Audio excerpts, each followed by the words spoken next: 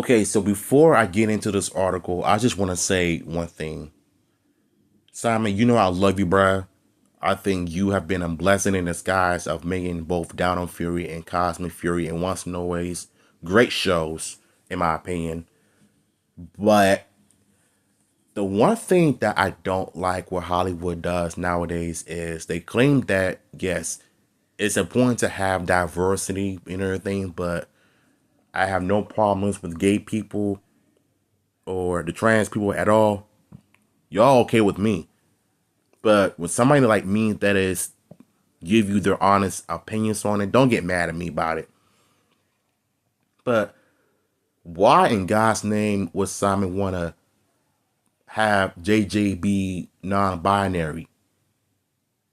I don't know if he wants him to be gay or straight, but I think it's kind of weird that you would have Tommy's son to be gay just because.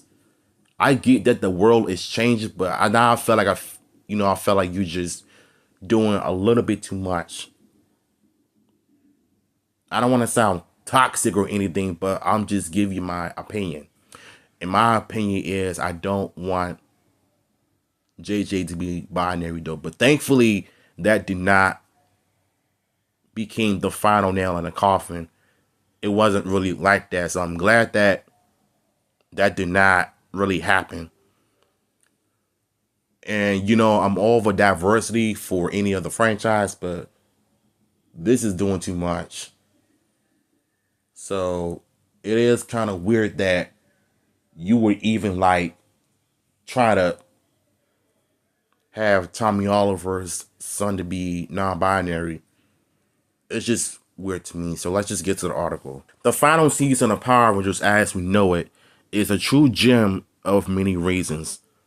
Cosmic Fury marked almost complete departure from Super Sentai, its main source of inspiration for 30 years, involving what was already established in Dino Fury, concluding the story of Zato, my girl Amelia, Ollie, my girl Izzy, Fern, Javi, Ion, and the franchise as a whole. Little is known about the potential reboot of Power Rangers, but Cosmic Fury could be the last of its kind, with the new direction potentially focused on an older target audience and serving all ties to the Japanese counterpart. While the 30th installment was received with mixed feelings by the Power Rangers fans, it is undeniable that Cosmic Fury, despite its production complexities, delivered an epic and satisfying finale. Simon Bennett unveiled the making of Power Rangers Cosmic Fury, from the toyetic nature of production to the importance of character continuity. Now, I just want to break down a few things that I noticed where it says the potential reboot of Power Rangers and the fact that it's saying focusing on an older target audiences, teenagers and young adult.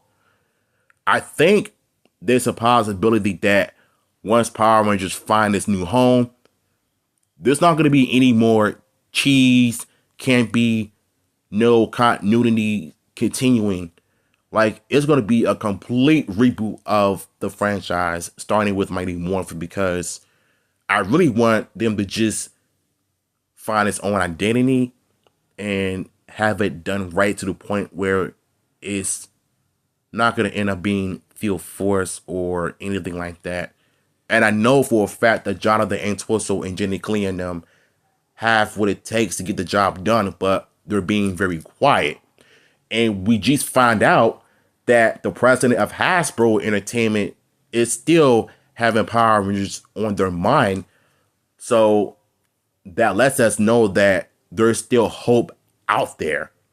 Whoever buys this franchise, because Netflix pretty much dropped the ball, but but I understand why they did it, because Hasbro is still being cheap when it comes to like having a reboot being cheap, like Once and Always was having aimed towards 6-year-olds. Like, stop doing that. We want change. Give the fans something you promised and stop being about yourself. swallow your pride and just give the fans what they want. Give Netflix what they want. They want Power Rangers. They want the reboot. Give it to them.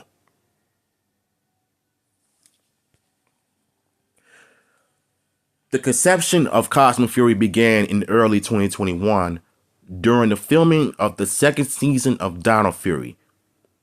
Marketing research based on Ninja Steel was done by Hasbro when the company acquired Power Rangers from Saban in 2018, with one of the key findings highlighting that the franchise audience's interest was limited to a couple of years due to the complete refresh of the cast and theme for each inspired season.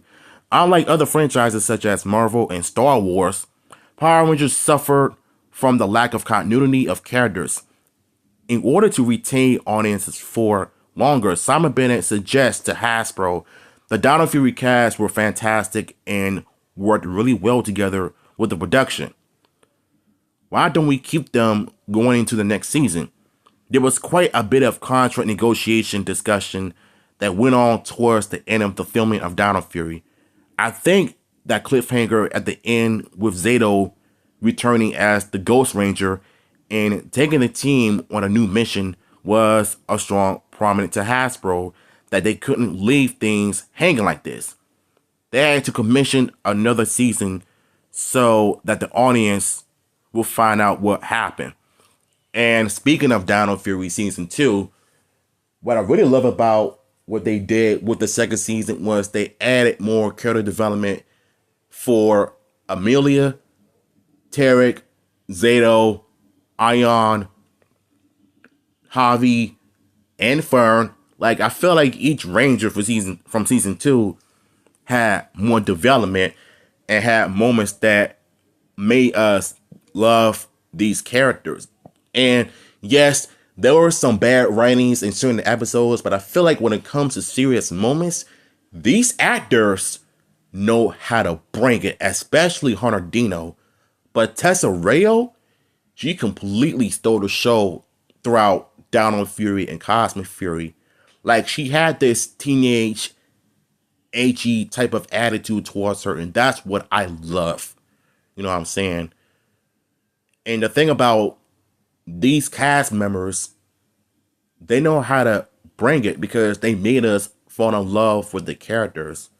You know, especially with Amelia going from pink to red, and everybody claiming that, oh, she demoted Zato as the Red Ranger. He should have been the Red Ranger in Cosmic Fury. Like, shut the hell up.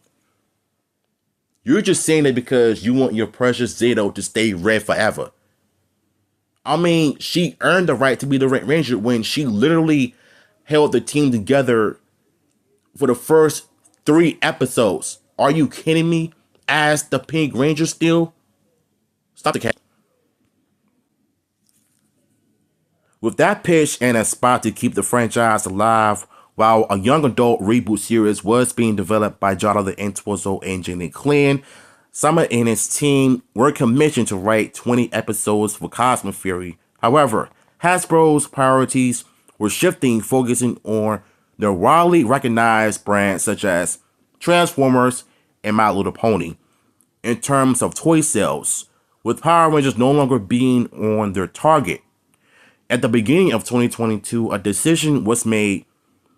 There would be a Netflix original Cosmic Fury, but it will only be 10 episodes. Red flag. But I understand that. Bennett said, we got a reprieve, but we were pretty certain that there wouldn't be any more Power Rangers beyond that. Which is why the final episode is called The End, and why we actually wanted to wrap everything up. Now, the biggest thing about Cosmic Fury was the 10 episodes show, because if you look at Netflix past shows like Wednesday, I'm Not Okay With This, End of the Effing World, like those type of shows have 10 or 8 episodes because it was 50 minutes long. And so I feel like what Cosmic Fury could have done was added a 50-minute per episode in order to get more development out of these characters. That would have been a great way to end 30 years of continuity the right way. And the only issue was that Hasbro wanted 10 episodes and Netflix was the one that wanted 20 episodes because they were commissioned to do that. But Hasbro got greedy for some odd reason because they wanted their cake and eat it too. But at the end of the day, what's done is done. Cosmic Fury ending on a good note. 30 years of continuity, 30 years of cheesy, campy, all of that goofy stuff that I'm getting tired of, basically. And I understand it's a kid show, but I feel like with Netflix, they did Cosmic Fury different. Cutting Amelia's face when Ollie threw that saber at her, was try to, throw it at her, but ended up cutting her face. So you saw a little bit of teeny tiny blood there. So yeah, just want to get that out there. The decision to continue the Dino Fury story with its original cast and the desire for Hasbro to detach from Super Sentai brought out one big question. Should Cosmic Fury adapt Ultra Sentai Q Ranger footage? Bennett confessed it was not feasible to establish 12 Rangers, a number that did not match with the Cosmic Fury team, with only 10 episodes. In addition, there was the desire for Hasbro to move towards original costumes and props to ease toy production, which is the business model for Power Rangers. The new suits designed by the New Zealand costume department led by Sarah Vaughn created unique, elaborate designs that visually involve those of Dino Fury. However, Simon Bennett explained that the process of evolving of those costumes was very much one simplification for toy manufacturing. It was important that Hasbro to keep the dinosaur theme going, but with a space theme added on for the helmets, there were subtle changes, what? There were subtle changes, but they were intentionally repainting of the Dino Fury helmets. That's because New Zealand, we didn't have the capacity to change the helmets to the correct standards. And they're really expensive. For the new weapons, it was the same process with production designer Tracy Collins, shout out to her, creating something unique for each Ranger that would not only match their Spirit Rangers, but also their personality. One thing Hasbro was very adamant on was making the branding stronger in these new designs, hence the heavy inclusion of the lightning bolt logo. Bennett added the only one that didn't really get a lot of feedback on it was Ollie's evil blue suit. Heel Ollie blue suit. That one was pretty much as it was originally designed. Squirrely and Bajulia were also as originally designed. Same with the Morphin Master Zed. And then, of course, the great irony was the Ranger toys were never actually produced, which is sad. And honestly, when you think about it, I really, really love the Cosmic Fury weapons because I feel like each weapons had personality to them, especially Harvey's axe / guitar weapon. That big ass weapon he had, that was fantastic. I love what they did. And Amelia's hammer, that one went really hard because I feel like she did the most damage, in action. But we're talking about Ollie's suit. I love the mess out of his suit because I feel like they did such a good job on introducing what Lord Zed and them were able to create an evil version of the Dino Fury Blue Ranger suit. So it's obvious to me that he could have stayed a villain longer, but you see in the show where they accidentally destroyed his Tricera stone when he turned babyface again. So I think last year I made a video talking about the difference between a baby face and a heel, between Ollie and Amelia being a baby face and a heel. WWE and Power Rangers, pretty much their inspirations, in my opinion. Although the toy line never saw the light of day, one particular design was actually produced, the new Morpher. Bennett shared. The gimmick with the Morpher was that it had to respond to various music cues within the show and work with both Dino Fury and Cosmic Fury. What that meant was that we had to design the soundtrack to keep opening titles and the morphing sequences months before we actually had any pictures elements, because it had to be embedded in the technology of the toy. This usual backwards process locked the timing for the new morphing sequence, which was choreographed by second unit director, I can't pronounce his last name, but shout outs to him, and his stunt team in Japan. Eventually realized through visual effects the integrity. Guys, look, even though I have bad time in reading, but these words I cannot pronounce for the likes of me. This something of the toy pair with the morphing sequence and action role played for kids, which Summer Bennett stated in an important aspects of Power Rangers. And to me, the Morpher from the production side looked it fantastic. I love the custom paint job they did with the Morpher. That looks badass. But when Hasbro released it to the public, you knew it was a red flag. The lack of paint job was terrible. The gold looked at a hot mess. It was just bland. It was plain. I mean, the soundtrack and the sound effects, it wasn't really that bad, but my God, the execution was done poorly. And honestly, they did the Q Engine Morpher dirty, to be honest with you. They could have done so much better by releasing the Cosmic Fury Morpher just like the one Summer Bennett posts on his social media posts. Something like that. That looks way better than the toy itself when it was released in public.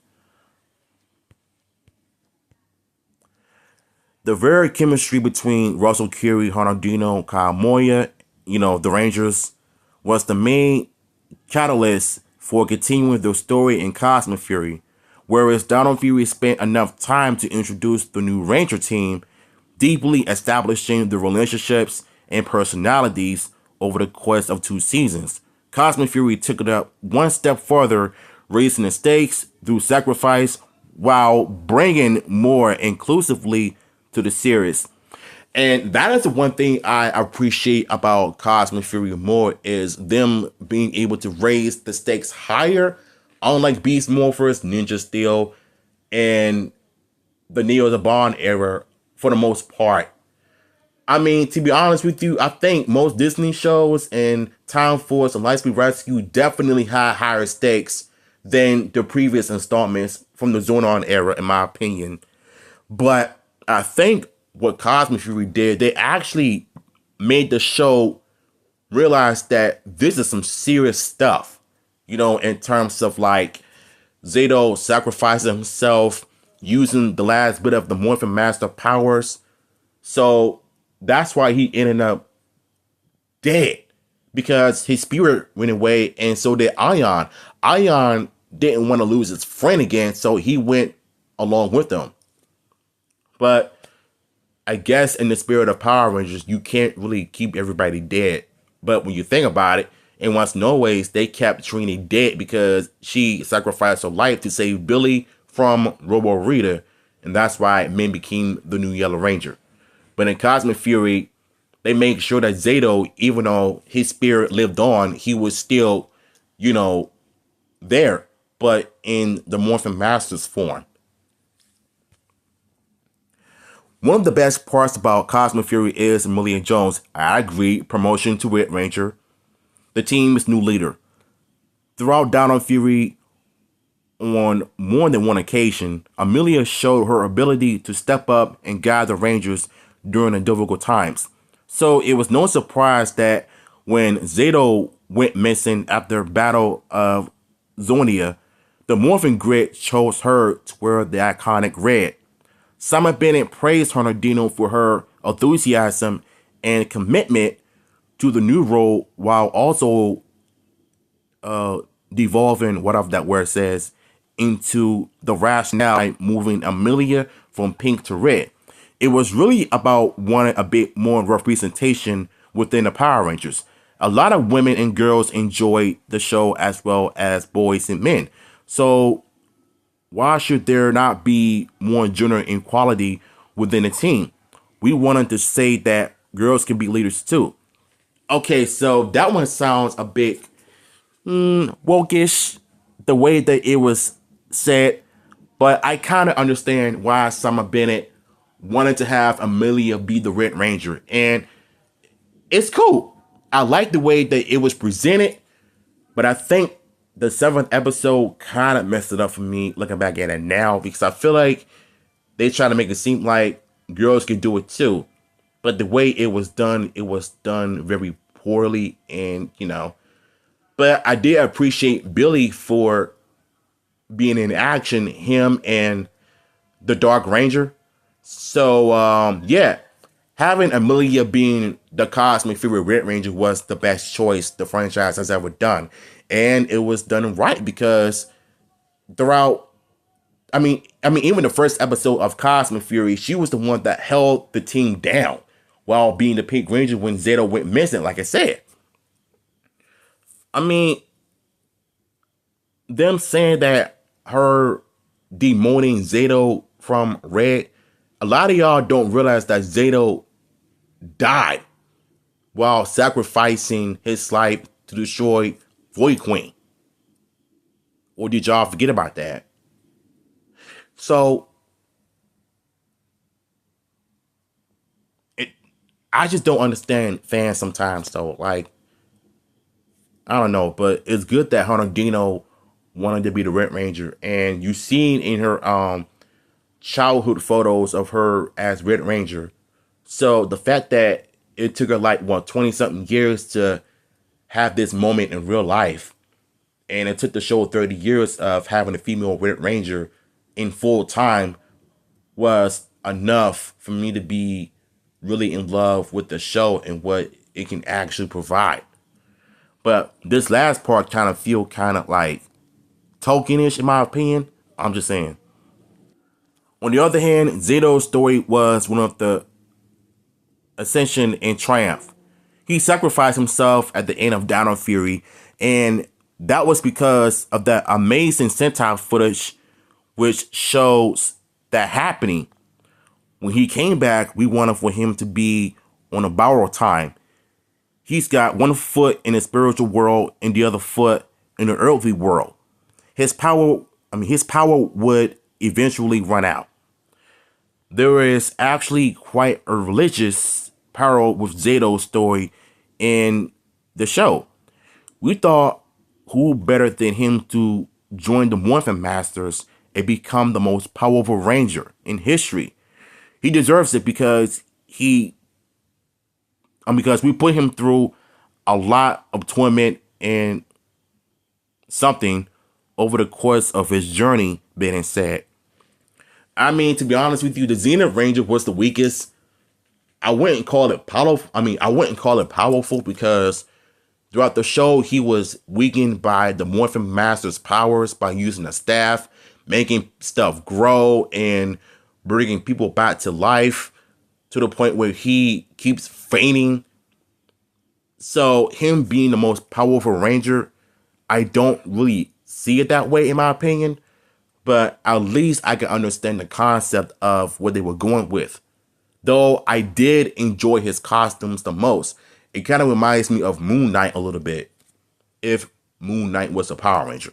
So, and a little funny note, it was going to be called Champagne Ranger because of how beige the white looks. That's the color of champagne, but they call it Zenith. So Zenith is powerful, but he didn't look powerful to me, in my opinion, because of the staff caused him to fate and die at the same time.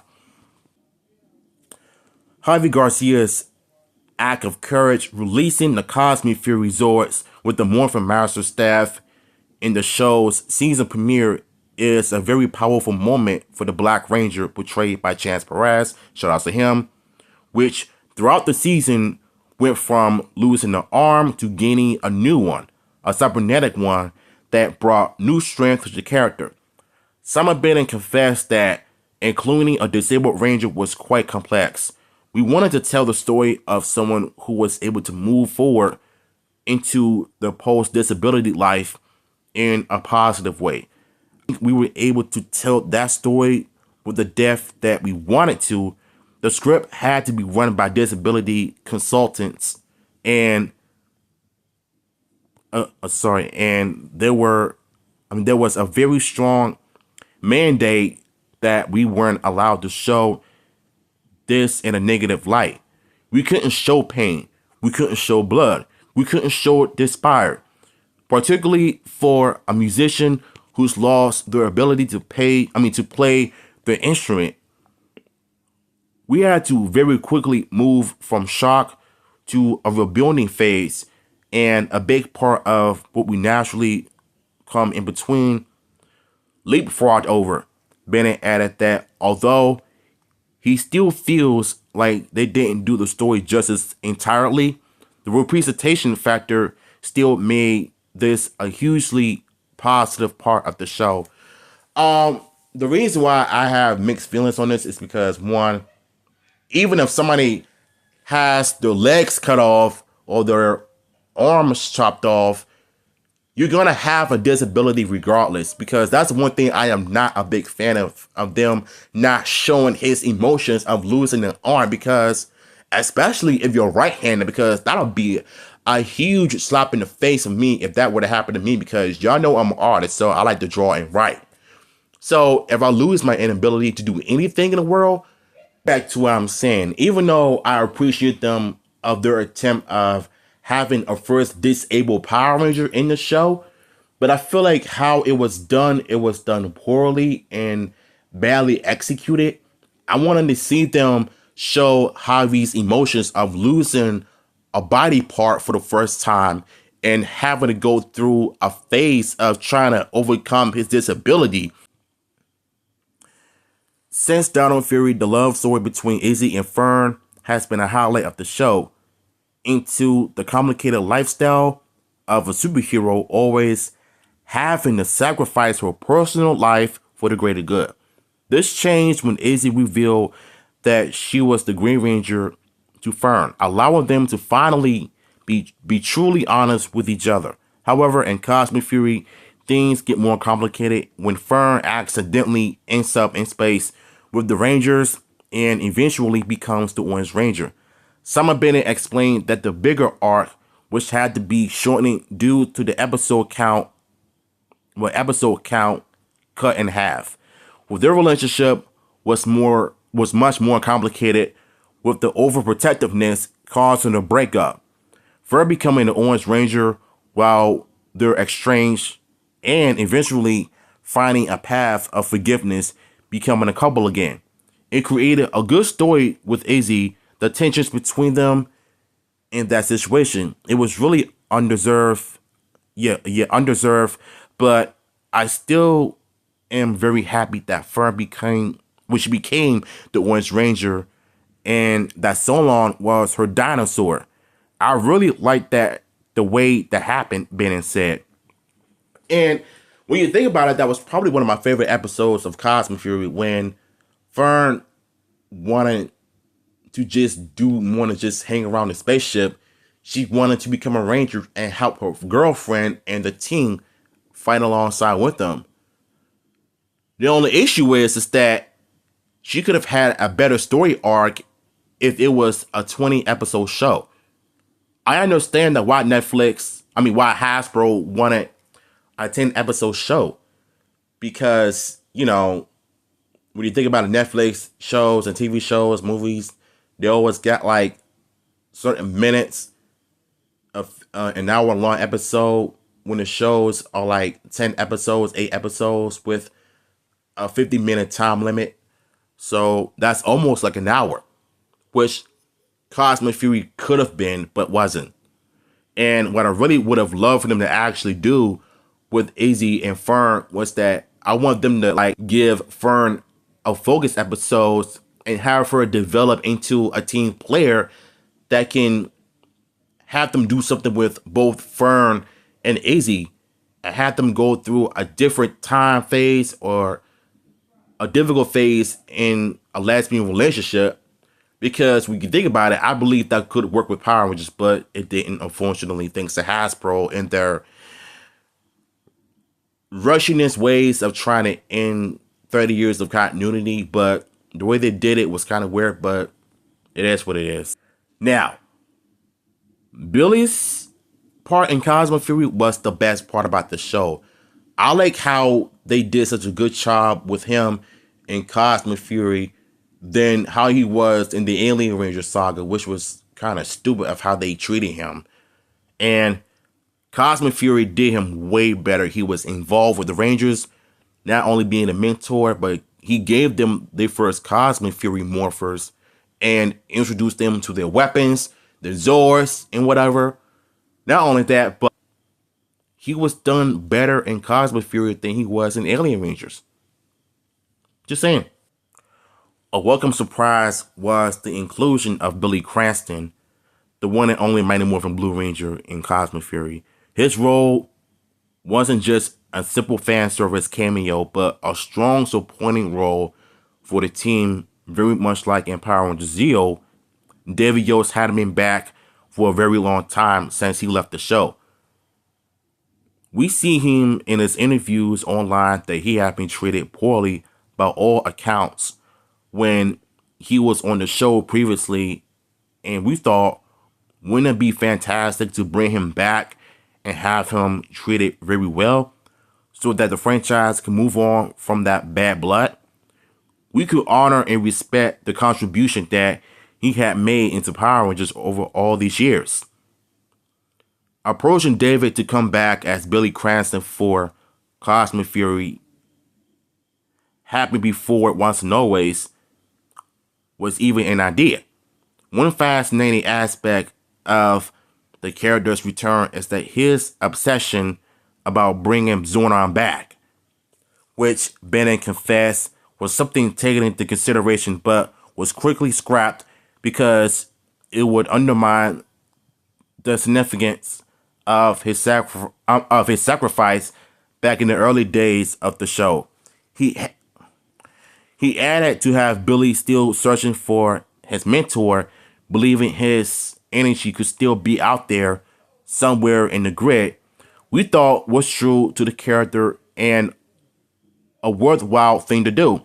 And in fact, we prove through Ion's experience, the character he met who looked like Zato, that Zordon's energy was still out there somewhere.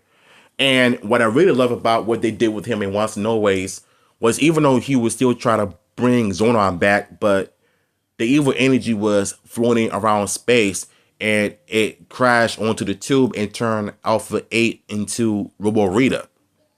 And that was Billy's thought of bringing Zordon back, but failed at the same time. But in Cosmic Fury, excuse me, he wasn't really obsessed with Zordon, but he was trying to help the Rangers, mentoring them, but he's still thinking about Zordon. But during the finale, when Javi performed a song, Ion was telling Billy that he was speaking through Zordon, through Zato, while in the morphing grid. But it's unfortunate that we didn't really get to see the episodes go on, of Billy trying to find Zordon, but the show ended on a strange note, in my opinion. But it was good to see that Billy's character was done so much better in Once and Always and Cosmic Fury. So that was probably the perfect way of ending Power Rangers 30 years of continuity the right way. Lois Zip returned in full force in Cosmic Fury, his actions and character development truly mattered in the story, raising the stakes like never before. Simon Bennett said he's a known quantity within the Power Rangers universe. He's powerful, he's evil. If it had just been Squillia and Julia as the baddies in Cosmic Fury, they wouldn't have been nearly as dangerous or as significant as having Zed around, though we have fun with Julia double-crossing him at the end game of the show. If it was truly going to be the last series, what better villain to have than Lord Zed? I actually enjoyed the bored uncle aspect of Lord Zed as he's watching Squillia with monster dancing, doing their TED Talks. I thought it was very funny. What really depended Zed's characterization was his father mentor figure he played for his new protege, Ollie. Bennett explained that turning the Blue Ranger evil once again was an example of an issue having a creative impact that ended up working very well. Kyle Moyer was the only person who couldn't commit to the dates because he had various other possibilities happening. So we decided to write Ollie in such a way that, if necessary, he could be masked the entire time and played by a double with Kai voicing him from the United States. The only way we could have him separate from all the other Rangers was really to have him as a villain, as we had done in a single episode of Dino Fury, having a spell put on him again but stay evil. Bennett added Lord Zed always wanted his own Ranger team, and he finally got his own Ranger to play with for a while. I think it worked very well. I think it worked well for the story. I'm so sorry, y'all. This is a long article. I'm struggling really bad. I'm not a good reader, but I'm trying to give y'all the best information that you need as I go along. It also created extra pressure on Amelia because her boyfriend has returned heel. At the same time as she's having to step up to be the team leader. And then, of course, you got the whole, has he been cursed or not at the end. Intro is a really powerful tool of storytelling. You can discover more about Kyle Moyer's portrayal. Well, yeah, you already know here. So, again, Hugh Ollie was probably the best thing to ever happen in Cosmic Fury. The suit, his personality, and Kyle Moyer bringing the heel factor as a Ranger really worked well. And so the fact that he stayed evil throughout 9 episodes was really something. And that's the one thing I love what Simon did. They got very creative and they got the cooking, and they could with Ollie's character being heel, and the fact that Amelia had to fight for her man to bring him back to the good side was really something. And I love how, like I said, they always had a high stakes when it comes to Power Rangers. Cosmic Fury, with Simon Bennett and them writing the show in serious moments like this, is a good one. We had future plans for Power Rangers, which is sadly never came to be. I came up with a pitch for a possible season 31, which never went anywhere. It was a fully fledged kind of a Bible document, and within were types of Rangers that I would like to see in the future. I would have liked to have seen a plus size Power Ranger. Okay, this is where he started tripping. Like, Simon, no. I mean, if you want to read the article, it'll be down below. But I just thought him doing this is kind of stupid, and I'm glad that he's not continuing with the Power Rangers. Even though I love what he did in Cosmic Fury and Once Noise and Dino Fury, but this is not it. I'm sorry, but this is no, just no. After 30 years of storytelling, the Power Rangers franchise as we knew it ended in a powerful way with Cosmic Fury. We will miss the Fury team and hope that somehow, some way, they will return to continue their amazing journeys. If that will ever happen, then re-experiencing Dino and Cosmic Fury on Netflix is more than enough. I can agree. Good God Almighty, this was a long article. I struggled throughout the whole thing. I'm going to have to edit so many of my bad readings, stutterings are carrying on, my tongue twirling. I try my best, you know what I'm saying? But I did what I have to do to give y'all the best info. But that last part, what Simon Bennett wanted, was a red flag. A plus size ranger, a ranger in a wheelchair, a non-binary JJ, and wants no ways. That's a no-no for me.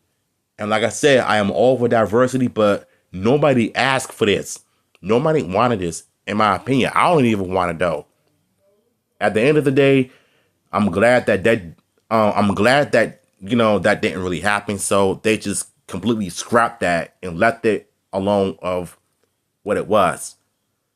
So yeah, link to the article will be down below, and I'm gonna catch you on my next.